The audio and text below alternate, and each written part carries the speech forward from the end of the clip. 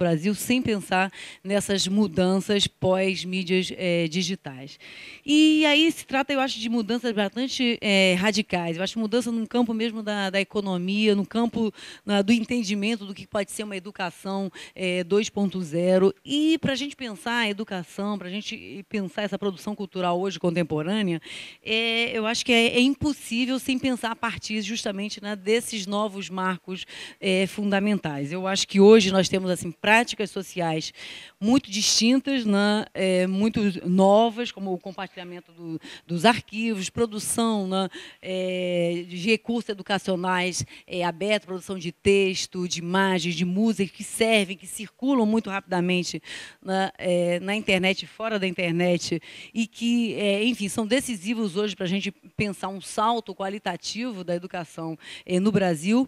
Então, eu vejo que o Marco Civil para a Internet, né, ele chega, né, nesse momento de transição, e ele chega no momento em que essa base, essa confusão, né, entre passagem de um modelo de economia, entre experiências no campo da educação, com essas novas práticas sociais, realmente elas não têm referências, né, nesse campo jurídico, no campo legal. Então, primeiro, assim, a questão que já foi colocada aqui pelo o fato do Brasil sair à frente com o projeto de lei, né, que garante esses direitos e deveres nesse novo ambiente da internet, me parece absolutamente surpreendente, né? Surpreendente e uma oportunidade única justamente para o país, né, enfim, sair com um documento de referência em relação a essa discussão, que obviamente não é só nossa.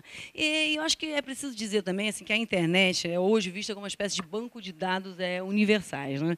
É um novo ambiente cognitivo, para usar uma palavra também cara aí, né? A economia do imaterial, a economia do intangível, riquíssimo, né? É um laboratório experimental, e cada vez mais eu acho que nós temos dificuldade em fazer a distinção, que era uma distinção antiga que se fazia até no campo da teoria, na discussão sobre a internet, entre o mundo real e o mundo virtual. Então, você achava que, né, teriam que ter, enfim, pressupostos ou legislações muito distintas, que obviamente têm distinções muito grandes, mas ao mesmo tempo, no campo, por exemplo, da defesa da liberdade de expressão, no campo da constituição de políticas públicas, no campo da autonomia e da liberdade, parece que a internet, esse novo ambiente cognitivo, deveria seguir, né, digamos assim, os direitos fundamentais. Então, acho que a analogia com a Constituição ela é perfeita, né? E o texto, realmente, o texto é de uma simplicidade, de uma objetividade, de uma clareza. Eu acho que qualquer leigo, né, que pega o Marco Civil,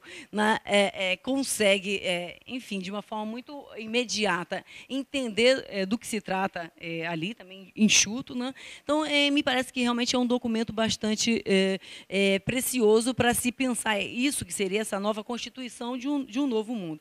E aí, quando eu digo, né, que essa distinção entre mundo real e virtual ela é cada vez mais problemática, porque quando alguém me diz que está entrando na internet, já denuncia a idade, né? Porque a garotada diz, eu estou no Facebook, eu fui para o YouTube, eu estou aqui na minha rede tal, não, eu entrei na internet, já é sintoma de velhice, né? Então, eu acho que exatamente essa curto-circuito entre, né, esses dois mundos, porque a gente está, né, quer dizer, claro que nós dependemos ainda de banda larga, a questão do acesso é uma questão importante, mas esse curto-circuito entre, né, o ambiente real e o ambiente virtual, ele é cada vez mais difuso, né? Ou seja, eu estou na rede, eu não estou na rede, aqui eu estou conectada, eu abro uma janela, o Molon não larga o smartphone dele, nem o Ronaldo, ou seja, né, quer dizer, nós estamos nesses dois mundos e nessas duas janelas. Então, nesse sentido, né, quer dizer, claro, né, quer dizer, então isso também é um fator de confusão, né? Ou seja, o que vale para, né, esses territórios reais não vai valer para o mundo virtual. E quando eu digo do valer lá e cá, né, a gente poderia pegar alguns itens aqui da própria proposta, né, essa não distinção entre os princípios que valem para as redes e para as ruas, para o espaço real e virtual, em alguns pontos, me parece fundamental se a gente for pensar em termos de democracia, em termos de governança eletrônica, né, que eu acho que é esse campo que está sendo constituído também aqui. Então, por exemplo, direito de ir e vir, né? Ou seja, a questão que eu acho que aqui na parte das responsabilidades civil de terceiros, ele já aponta, né? Direito de ir e vir, preservar o anonimato na rede e ter assegurado o direito de não ser rastreado. Parece que é uma questão importantíssima, 5 minutos só, quando a gente coloca justamente essa discussão sobre uma cultura da vigilância, ou seja, o fato, e aí vamos para a infraestrutura, né, do provedor de conexão da internet não ser responsabilidade por danos decorrentes de conteúdo gerado por terceiros, eu acho que nós estamos justamente nesse patamar onde, né, quer dizer, um serviço oferecido, uma infraestrutura oferecida não pode ser penalizado pelos usos que são feitos dela. Por exemplo, seria absurdo não uma operadora de telefonia ser, digamos assim, penalizada pelos trotes, que são dados utilizando essa infraestrutura. Então, eu acho que tem uma série de questões aqui que podem ter uma analogia em relação, digamos, às experiências, às leis e à jurisdição do mundo real, para a gente fazer essa distinção. A questão da liberdade de expressão, o direito de compartilhar conteúdos livremente. Então, ao mesmo tempo que o Mills diz, eu sinto falta de uma referência ao direito autoral, propriedade intelectual no Marco Civil, eu diria, então, essa referência teria que ser contraposta ou contrabalançada com a questão dos recursos educacionais abertos, do uso cultural, do uso educacional, porque a balança não pode pesar para um lado só, né? Então, eu acho que isso é muito importante, e o Marco Civil da Internet, ele vem complementando duas outras grandes reformas, a Lei Geral das Comunicações e a reforma, justamente, do direito autoral. Ou seja, né, quer dizer, na verdade, né, quer dizer, é um mundo inteiro. Né, quer dizer, eu cito a Maísa, meu mundo caiu, né, ou seja, é um mundo analógico ligado à radiodifusão, a uma série de práticas e de experiências que está colocado em xeque de uma maneira muito radical com essas novas mídias. Né? Então, me parece que, obviamente, o Marco Civil tem que estar em sinergia com essas outras reformas e leis, né? E, ao mesmo tempo, a gente não pode justamente desequilibrar essa balança, que, a meu ver, o atual, né, anteprojeto de lei, ele está muito equilibrado e ele justamente, né, quer dizer, aponta para essas questões fundamentais. Então, responsabilidade civil de terceiros, eu teria, né, seria isso que eu teria a dizer em relação à questão da infraestrutura. E aí a questão do conteúdo, eu acho que o Marco Civil não faz referência, né, à questão dos conteúdos, nem direito autoral, nem, enfim, nem intelectual, nem patrimonial, porque eu acho que não seria o caso aqui. Né? Eu me pergunto como a gente vai entrar aqui sem justamente confundir ou se confrontar com a reforma da Lei dos Direitos Autorais, a não ser que sejam princípios como esse. Né? Porque quando você pergunta, você defende, por exemplo, aqui o companheiro, né, os conteúdos remunerados, conteúdo nacional remunerado na internet, né, quer dizer, a gente tem que nos perguntar, né, eu acho que nós temos que colocar a questão dessa construção desse campo público, né, porque a gente tem conteúdo brasileiro, né, na internet, produzido a partir de universidade pública, de política pública, né, de educação pública, né, de novo, né, eu acho que tem que ser pensado se equilibrar esses diferentes campos, né, quer dizer, é claro, eu sempre brinco, né, quer dizer, é claro que nós temos que olhar para, né, a economia como um todo, a questão das empresas, quando, né, eu sempre brinco, né, quer dizer, a questão hoje da produção de conteúdos, né, remunerado é um problema, enfim, corporativo, né, de mudança de sistema e de modelo de economia. A gente tem um modelo de economia pós-mídias digitais que ele aponta para um horizonte da gratuidade, né? E esse horizonte da gratuidade, né, quer dizer, esse horizonte da abundância, ele é efetivamente um modo de operar da economia diferente. Então, é claro que eu entendo que as empresas, né, como eu digo, né, elas estão preocupadas onde colocar o taxímetro, né? Onde eu colocar o taxímetro, de quem eu vou cobrar aonde. Mas nós aqui do campo público, eu acho que nós temos que estar preocupados exatamente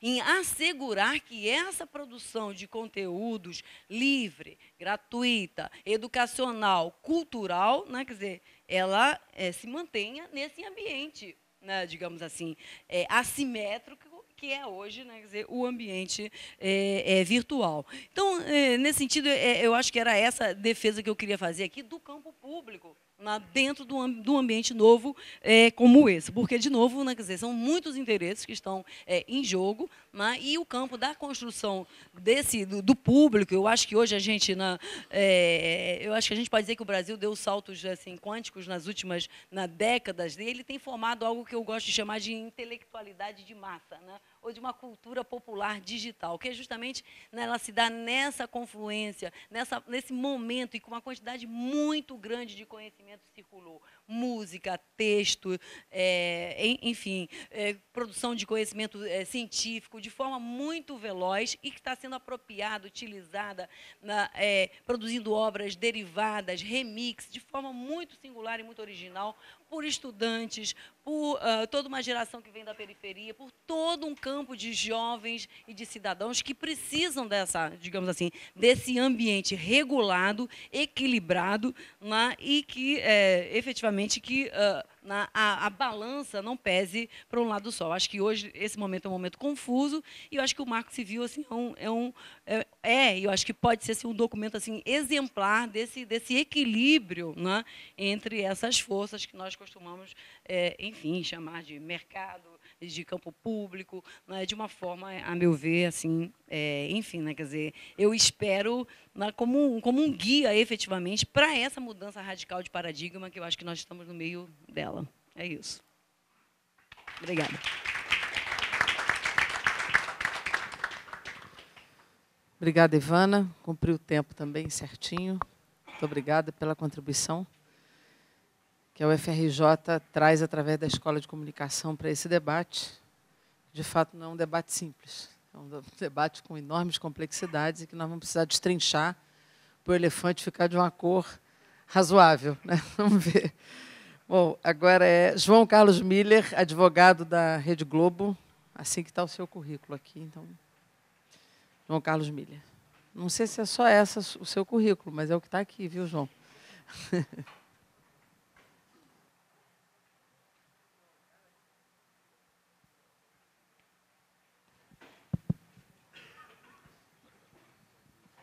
Boa noite, senhores. Procurando perder o mínimo de tempo possível. Alô. Não posso deixar de agradecer à Fundação Getúlio Vargas e à Câmara dos Deputados por esse convite honroso para participar de um debate importantíssimo e que, entendo eu, deve ser levado bem longe. Hoje é apenas um princípio, até porque o tempo não permite um desenvolvimento maior. Quero começar dizendo que eu concordo com o Carlos Mills em que é absolutamente fundamental que a propriedade intelectual, a propriedade imaterial, conste dos ditames do Marco Civil. O Marco Civil é um marco regulatório. Ele não vai dizer qual é a pena, quantas infrações a pessoa tem que cometer para merecer a retirada do seu site, do ar ou do seu conteúdo, mas é fundamental que ela contemple como obrigação o respeito à propriedade intelectual e às leis do país. É sabido que o principal conteúdo veiculado, circulante na internet, é conteúdo submetido às leis da propriedade intelectual, material protegido. E mais, que a internet é o grande veículo de disseminação da informação e do conhecimento, mas é também o maior facilitador do uso não autorizado do conteúdo de propriedade de terceiros. E isso tem que ser abordado não no marco, mas o respeito, entendo ser absolutamente fundamental.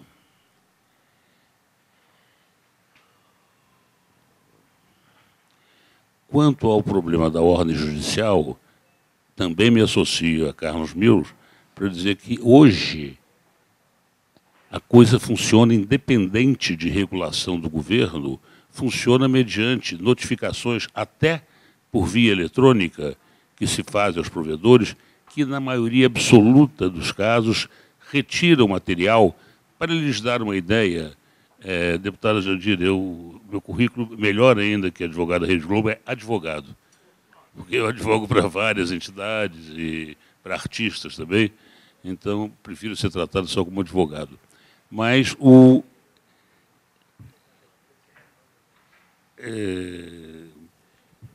é que eu estava?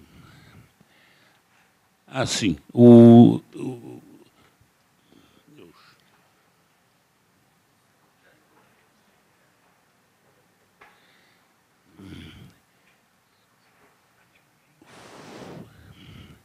A parte de retirada, voltando a ela, da notificação, os provedores, da maioria das vezes, absoluta maioria, atendem a essa solicitação a ponto de, no ano passado, mais de 12 mil sites foram retirados do ar só contendo música, gravações não autorizadas, sem contar a parte de audiovisual, etc. A coisa vem funcionando, não há por que mexer. Na hora que se disser que tem que ter uma ordem judicial, até por temor de remover o conteúdo, o provedor vai se eximir.